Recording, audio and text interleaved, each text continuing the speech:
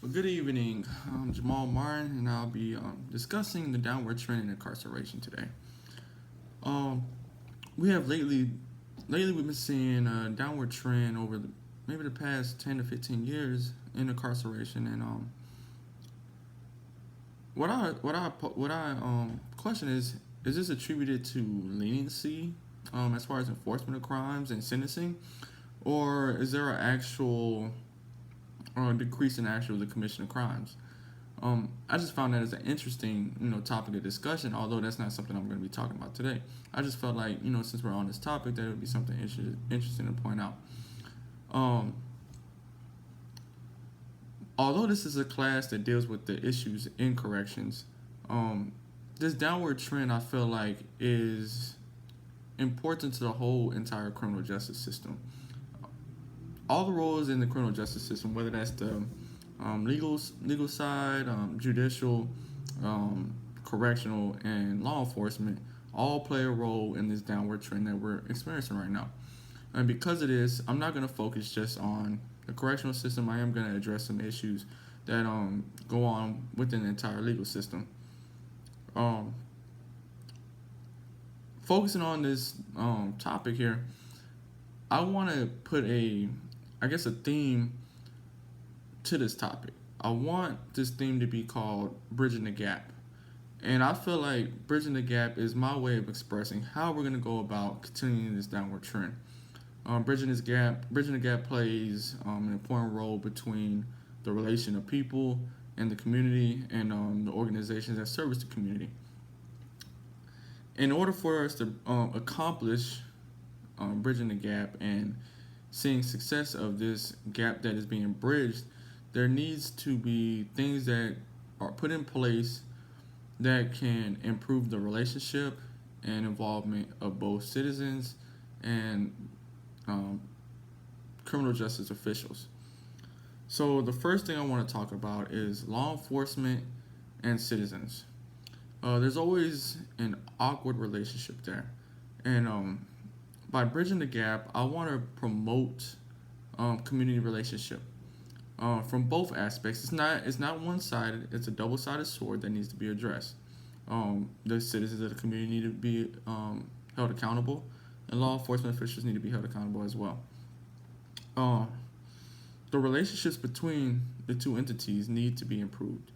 We are experiencing right now um, one of the most influential times as far as the criminal justice system goes in the communities, and it could be partly due majority of its involvement and influence is due to social media, the ability and access to technology.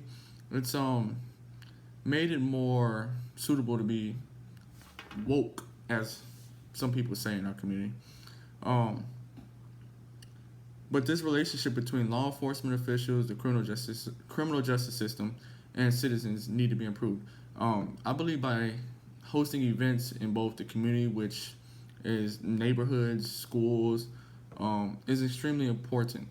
The people within the criminal justice system, not just law enforcement officers, but the entire criminal justice system, whether it's DAs, judges, attorneys, prosecutors, it doesn't matter. They need to get out and they need to play a role in the community that they're servicing. They need to learn these people. They need to understand their background. They need to understand the culture. This is extremely important because this can be the recipe to success. Um, one thing that one thing that I've come to learn by being a police officer and being in a community that I'm not exactly familiar with because I'm not from that community is that you have to learn the culture of these people. You have to learn the people of the community. You have to understand what is going on. It's only one way to do that, and that's to get out and get involved. You can't expect to learn, you know, the issues that people are facing, the struggles that they're undergoing, and the train of thought. Sometimes crime is a decision. It's about knowing what's right and wrong. But sometimes you gotta understand that people are more susceptible to crime. So by bridging this gap and the involvement in the community, it could be extremely important. I think hosting events like block parties, Halloween black parties, or just several different things, going to schools and just, you know, having a mentor that may be a law enforcement officer, you know, a student that is adopted by a police officer, and he's entitled to check in with the student throughout the semester, and the officer rewards him with things, you know, for good behavior, good grades, you know, several other things, just different things that he, you know, they can do to bridge the gap and build a relationship that, you know, later on down the road they may be able to look back and reflect on, because the youth is very important in the success of this downward trend. In order to continue it going on, we have to focus on the youth, and um, promote good behavior, and promote actions that do not result in delinquency. Give them the ability to stand on their own 2 feet and think their actions through. Moving on to the topic of rehabilitation. Rehabilitation is going to deal more so on the aspect of individuals who have already been handled by the system, not necessarily incarcerated, but for the most part, it's going to be dealing with people who are incarcerated. It could just deal with people who come in contact with law enforcement and may not be sentenced to jail, but have to go through some type of program, maybe community supervision, former community corrections.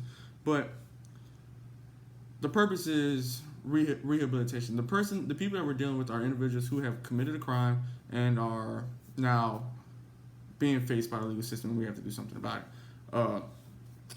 I believe that the correctional system should be treated as should focus on rehabilitation. Some people may argue that, you know, it should be solely used for punishment. I disagree, but as far as rehabilitation, I believe that there needs to be programs that are implemented that focus on skill-oriented abilities, whether that's, you know, craftsmanship, yard work, anything that when they get out of the correctional system, they have something to fall back on. Because just having them sitting there without learning any skills and abilities to provide for themselves that, you know, can earn them income, once released, they're going to just go back to what they were doing. So by making the person more well-rounded, it gives them the ability to not recommit crimes. You know, prevents deterrence. Recidivism. And another thing that I believe should be offered in the correctional system is education-based programs. I believe that education is a powerful tool. It is extremely powerful. In order to learn and articulate your thoughts and think things through, is important to the success of people. Not necessarily degrees and, you know, credentials and letters after your name. That's not the type of education I'm speaking of. I'm just talking in regards of strengthening your mind, your body, and your train of thought. You know, understanding why they're being incarcerated, understanding why their actions were wrong. Not saying that they don't understand it, but to educate them as to what they can do to change, other means of income, and just making them a more well-rounded person. Along with education, I believe religion-based programs are extremely important as well. It may not work for all. You know, each program of rehabilitation has to be suited and tailored to each person individually. But I think religion-based programs give people hope in something greater than them, greater than this earth realm, and could actually be really beneficial in continuing the downward trend of incarceration along with crime. The issue now with rehabilitation and incarceration and correctional systems funding. It's always going to be an issue. I just hope that, you know, we can come up with, you know, programs that, you know, help fund it. Now, as far as deterrence, this is another thing as far as what the correctional system's role is in just the criminal justice system. I believe that in order for us to deter crime, we have to be visible in the communities. We have to take ownership of the communities. You know, it's unfortunate, but when we have people committing serious crimes, they have to pay the time. And that's gonna be in conclusion of my philosophy and continuing the downward trend of incarceration. Have a good day.